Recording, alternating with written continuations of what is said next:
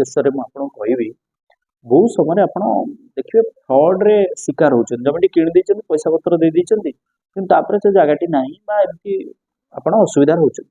ତ ସେ ଜାଗାରେ ଆପଣ ଯେତେବେଳେ ବିଲ୍ଡର୍ସଠୁ ପଇସା ଆଣିବେ, କେସ୍ ହେଲା ତ କୋଉଟା ଆପଣଙ୍କୁ କେତେ ପଇସା ରିଟର୍ନ କରିବ ନା ସେ ଦଲିଲର ଯୋଉ ଭ୍ୟାଲୁ ଥିବ, ଗଭର୍ଣ୍ଣମେଣ୍ଟର ଭ୍ୟାଲୁଏସନ ଯେତିକି ଥିବ ସେତିକି ଟଙ୍କା ଆପଣଙ୍କୁ ମିଳିବ।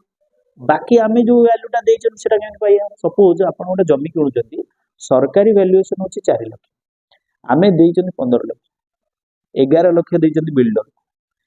ଯେତେବେଳେ ଆମେ କୋର୍ଟରେ କାଗଜ ପ୍ରଡ୍ୟୁସ କରିବା, ସପୋଜ ଜମିଟି ଫ୍ରଡ ହେଇଛି, ଆପଣଙ୍କୁ 4 ଲକ୍ଷ ଟଙ୍କା ଫେରି ପାଇବେ, 11 ଲକ୍ଷ ଟଙ୍କା କେମିତି ଫେରି ପାଇବେ?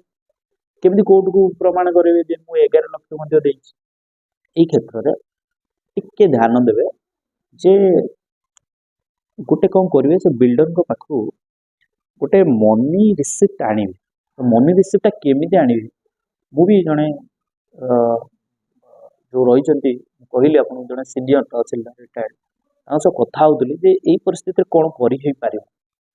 ଏବଂ ଆମ ଚର୍ଚ୍ଚାରେ ଯାହା ବାହାରିଲା ଯେ ମୁଁ କହିବା କଥା ଯେ ଯେତେବେଳେ ଆପଣ ମନି ରିସିପ୍ଟ ଆଣୁଛନ୍ତି, ତାଙ୍କ ଯଦି ନୋଟ୍ ପ୍ୟାଡ୍, ତାଙ୍କର ଗୋଟେ ପ୍ୟାଡ୍ ଥିବ, ବିଲ୍ଡର୍ସ ଯୋଉମାନେ ବିକ୍ରି କରୁଛନ୍ତି, ସେ 11 ଲକ୍ଷ ଟଙ୍କା ସେ ନେଇଛନ୍ତି ବୋଲି ସେ ଯେତେବେଳେ ଲେଖୁଛନ୍ତି ତାକୁ ଷ୍ଟାମ୍ପିଂ କରନ୍ତୁ, ପ୍ରପର ଷ୍ଟାମ୍ପ ଦେଇକି ରେଭିନ୍ୟୁ ଷ୍ଟାମ୍ପ ମାରିକି ତାଙ୍କ ସାଇନ୍ ରଖନ୍ତୁ, ଆପଣଙ୍କ ସାଇନ୍ ଯେ 11 ଲକ୍ଷ ଟଙ୍କା ମୁଁ ମୋର ଏଇ ଜମି ପାଇଁ ଯୋଉ ମାର୍କେଟ ଭ୍ୟାଲୁ, ଯୋଉ ଆପଣଙ୍କର ଗଭର୍ଣ୍ଣମେଣ୍ଟ ଭ୍ୟାଲୁଏସନ ଆଉ ଏତିକି ଟଙ୍କା ଦେଇଛି। ତ ସେଇଟା କଣ ହେଇପାରିବ ନା କୋର୍ଟରେ ସେଟା ଆକ୍ସେପ୍ଟ ହେଇପାରିବ, କୋର୍ଟ ତାକୁ ଦେଖିବ ଏବଂ ମଧ୍ୟ ସେଟାକୁ ଆକ୍ସେପ୍ଟ କରିବ। କିନ୍ତୁ ଯଦି ଆପଣ ଏମିତି ଦେଇ ଦଉଛନ୍ତି, ଯୋଉଟାକି ଆପଣ କହୁଛନ୍ତି ଆମ ବ୍ଲାକ୍ ମନି, ତ ଏପଟରେ ଆମେ ଦେଇ ଦଉଛନ୍ତି, କିମ୍ବା ଆପଣ ରିସିପ୍ଟ ଆଣୁନାହାନ୍ତି, କିମ୍ବା ଏମିତି ଗୋଟେ ଜେନେରାଲ ରିସିପ୍ଟ ଆଣୁଛନ୍ତି, ତାକୁ କୋର୍ଟ ଗ୍ରହଣ କରିବ ନାହିଁ। ତେଣୁ